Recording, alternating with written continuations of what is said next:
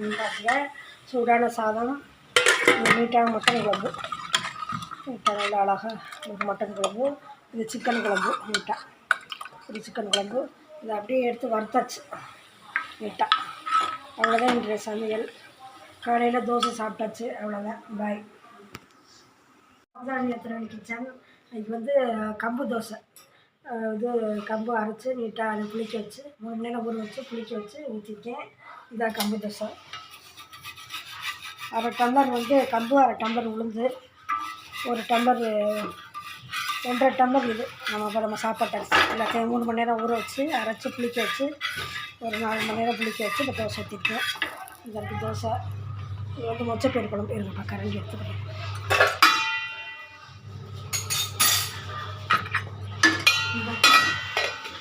ஒரு மொச்சப்பயிறு வெங்காயம் தக்காளி போட்டு ஒரு குழம்பு, ஒரு அழகான குழம்பு. ஒயிட் சாதம், குப்பம்புளை ஒயிட் சாதம், அது கேரட் பொரியல், இது வெண்டைக்காய் பொரியல், இருக்க மட்டன் குழம்பு போட்டு சிக்கன் குழம்பு போட்டு வச்சாக்க வேண்டியது. அவ்வளோதான்.